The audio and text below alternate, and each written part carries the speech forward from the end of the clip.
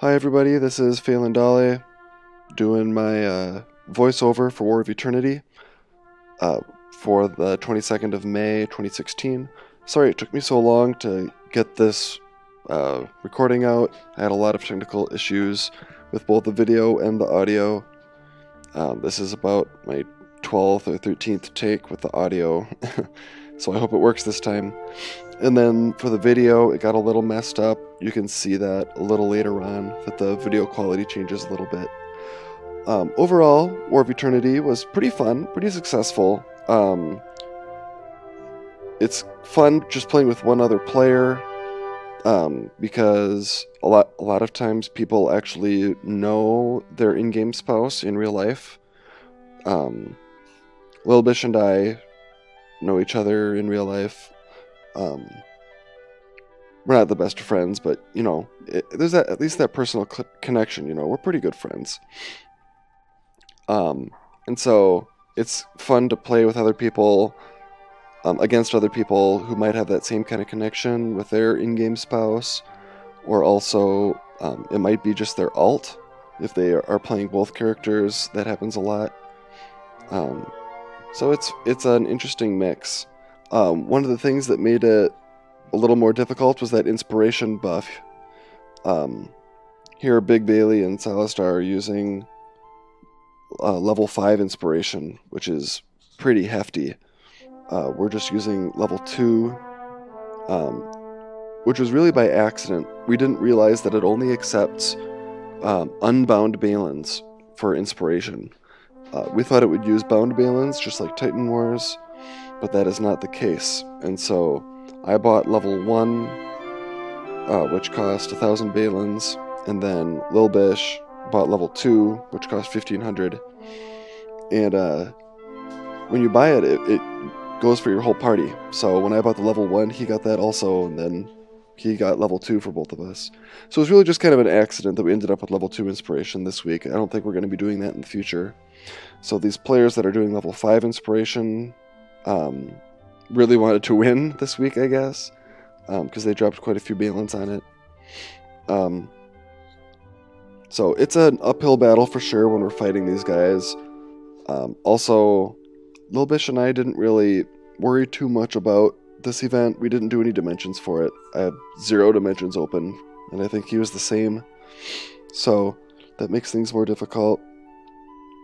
Because our res reduction just isn't high enough to do any damage. You can see we're hitting for, you know, minus 44% kind of stuff.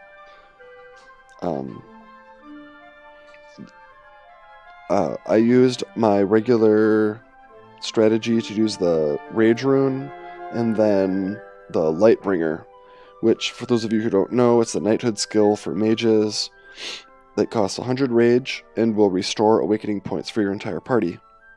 And so I run level 4 of that.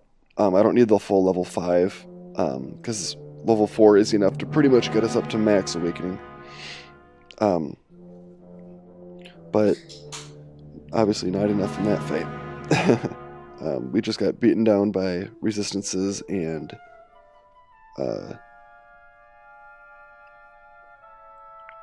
inspiration.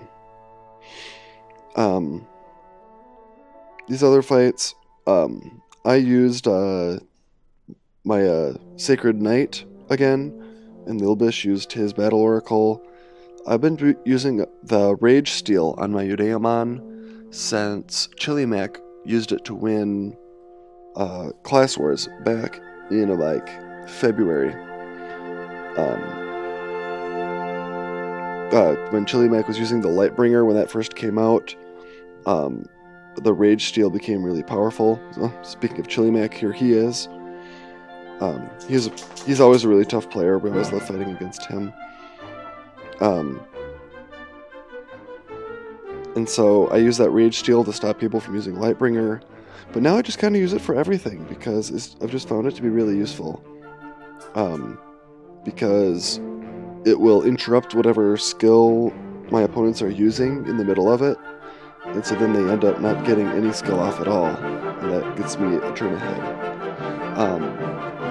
I choose that route over buffs For this fight, I am running Apollo's Shield on my Udaemon also, and Wilbish is running Centauria and Damnation.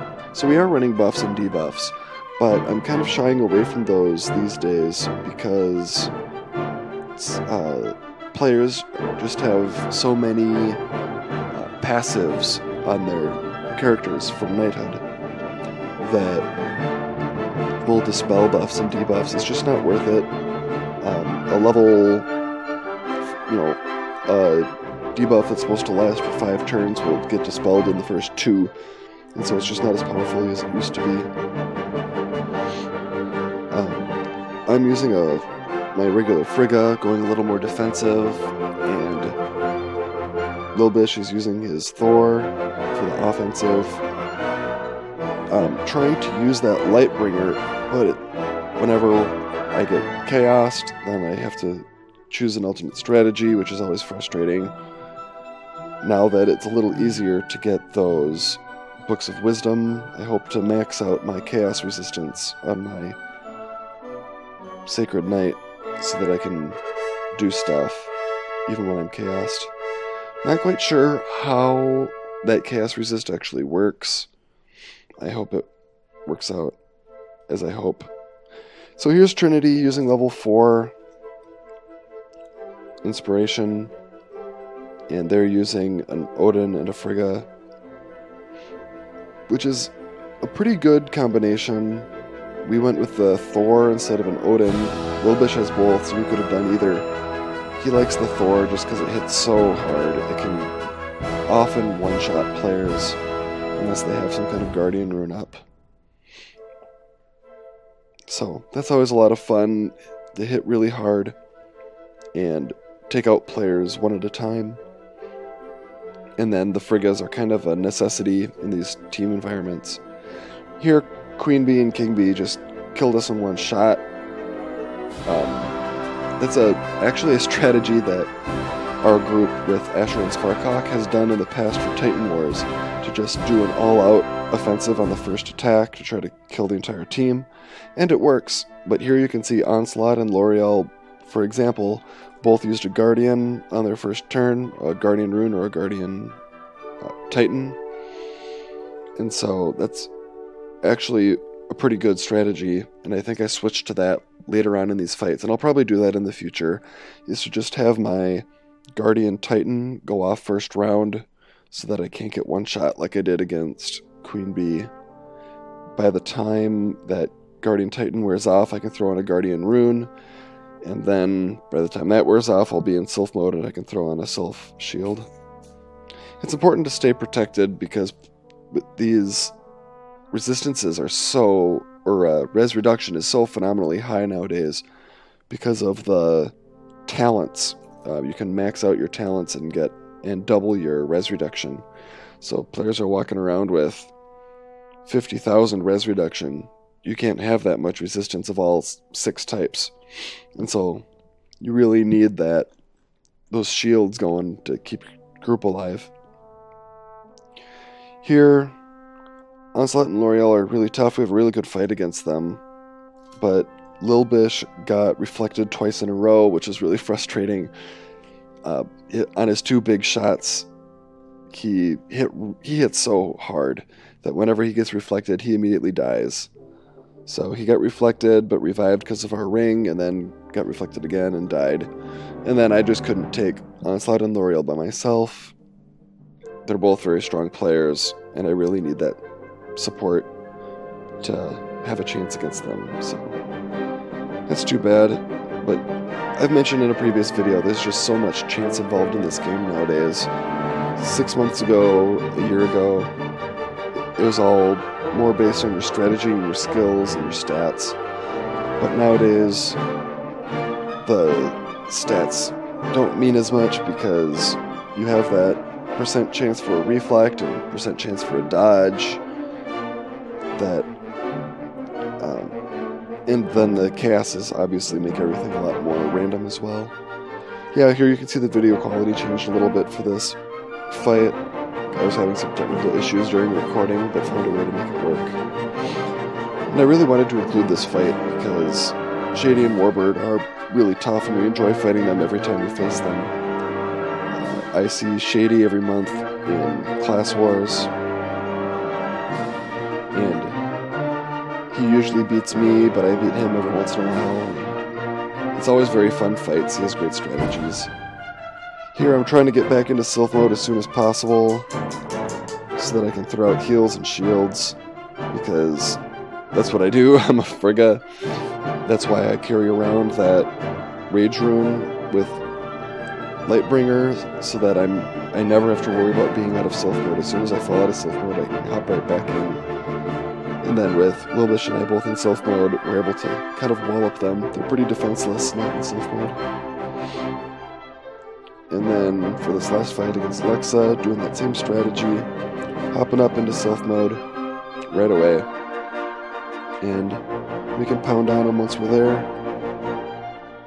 These Titans slow down fights now, and so a third turn, or even a second turn really, Lightbringer isn't as valuable. But I still do it anyways, just to get that extra half a turn advantage in Sylph mode before them.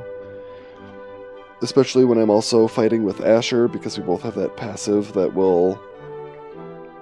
for those who don't know, Knighthood mages have a passive that can steal Awakening points from your opponents, and so that makes it extra advantageous. So that's it. 9 quick rounds, 6 minutes per fight. It looks like this is going to be a weekly thing, so I'll try to keep posting videos every week as long as I'm in Diamond Group. I don't know how long I'll stay in Diamond Group, because those tough groups are up here, so I'll stay here as long as I can and keep posting videos. And thanks for watching.